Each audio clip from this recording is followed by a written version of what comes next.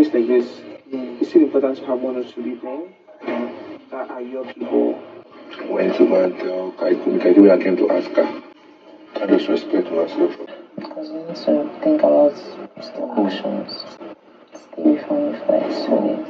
I can tell her to I want to talk to her now. I will explain to her why I feel the way I feel. Ibu Fubra had a tete-a-tete with Bright Morgan, telling him on how she's struggling in the house, saying, I know it's difficult for anyone to believe that I'm struggling because I'm like the house therapist where and whom everyone brings their individual problems to. And here I am struggling.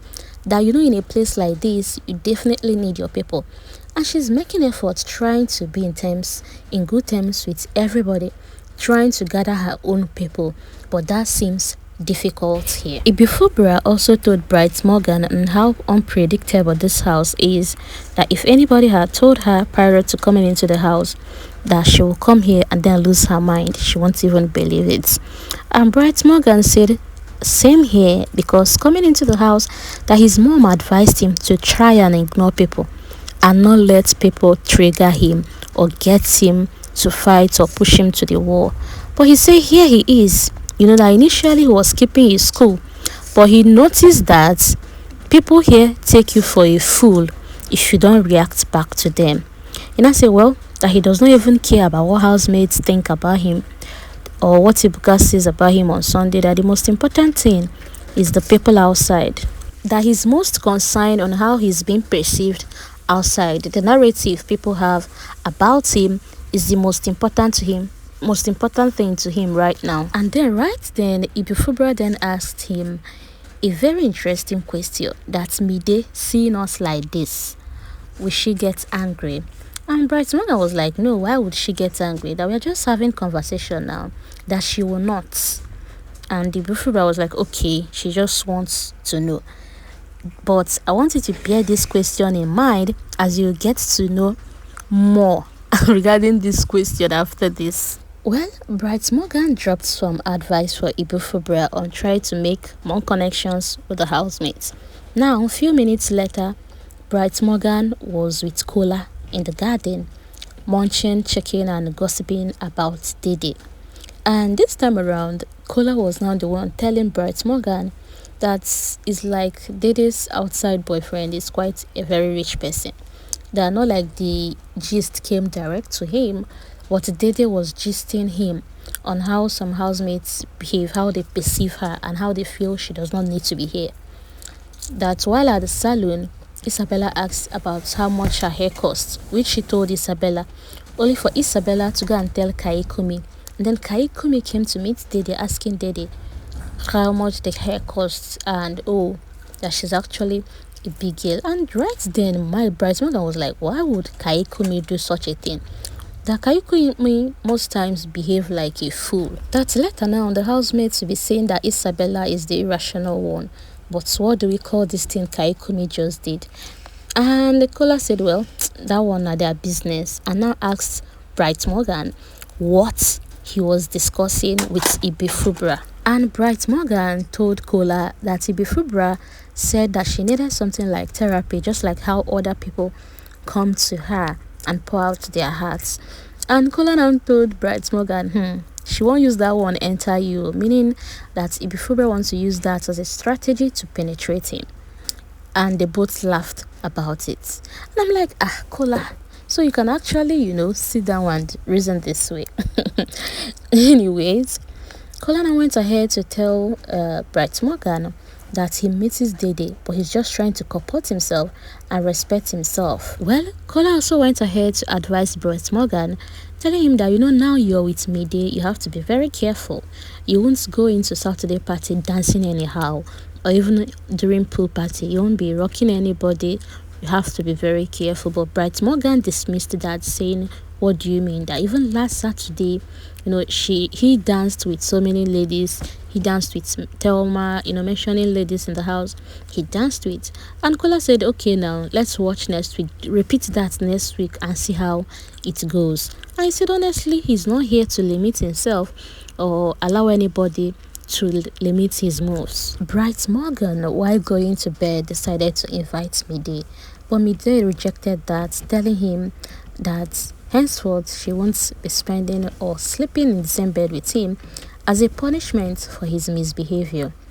And Bright Morgan then started explaining to Midday, telling Midday that you were even the one who made me angry. That I was calling you, Midday, come, I want to say something to you, only for you to answer in a very rude manner in front of everyone, saying I'm not in the mood for that. And Bright Morgan then started reassuring Midday that his conversation with the Ibu Fubra was just a harmless one, and even told Midday that, do you know that today, this evening, while discussing with Ibifubara, that Ibifubara even asked him, hope Midday won't be angry that we are talking. That he said no, that Midday won't be angry, knowing fully well we are just having a casual conversation. I read then Midday then said, you see, she's a smart girl for asking that question. She knows exactly what she's doing. Bright Morgan then told Midday, are you now comparing yourself with Ibifubara? But Midday said no, never. She can't do that. And Bright told her that there is no way he will start flirting with any other girl in this house. And hope you didn't discuss this with Dede. And she said, of course, she did. And Dede even, that Dede, in fact, was the one who made her to notice how the both of them were gisting and laughing. That Dede was the one that pointed it to ask her, why are they laughing in this way? Why are they smiling in this way? That it was Dede that made her see things. But Dede actually said something, that Dede told her that when you come to apologize, she should just, be excited and accept it. That she knows quite alright that she, Midday, likes Bright Morgan. Just few minutes after Kola said he's trying to respect himself and maintain his cool regarding Dede, Kola was asking Midday to help him talk to Dede.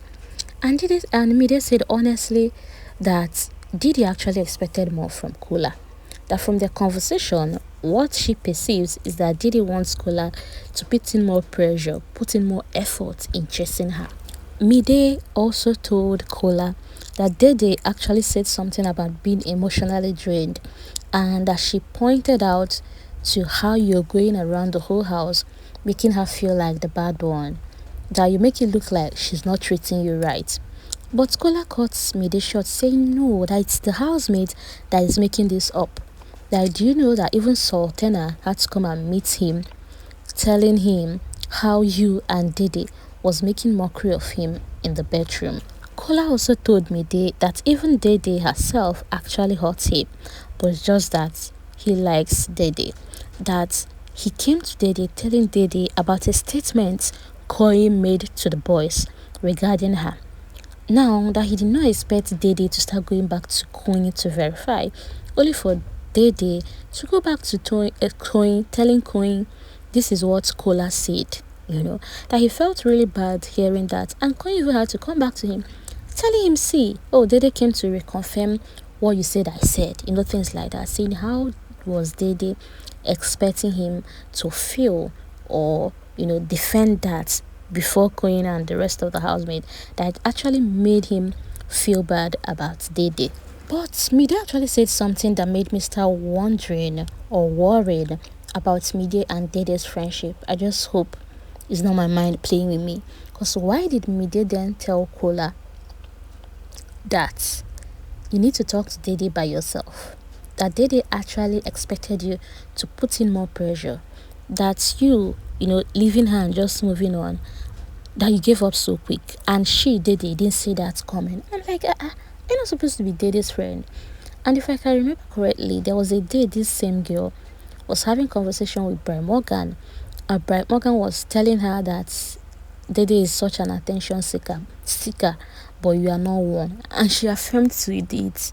And now again, here you are saying that, your friend expected Kola, to keep going after her and all of that. And I'm like, wow.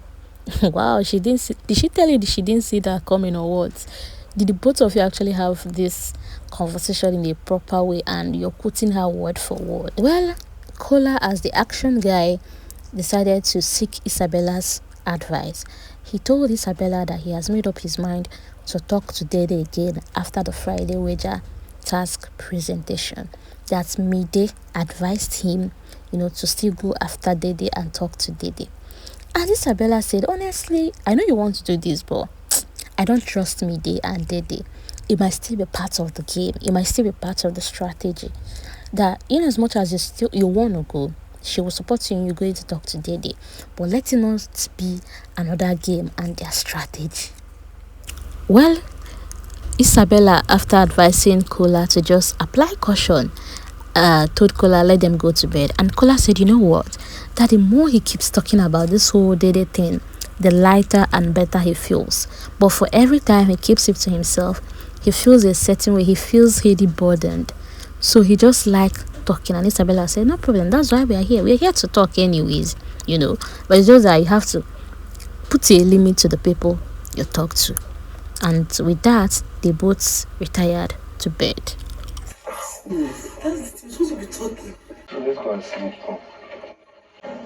Actually, no. I just want to sleep because I've been dozing off. Like,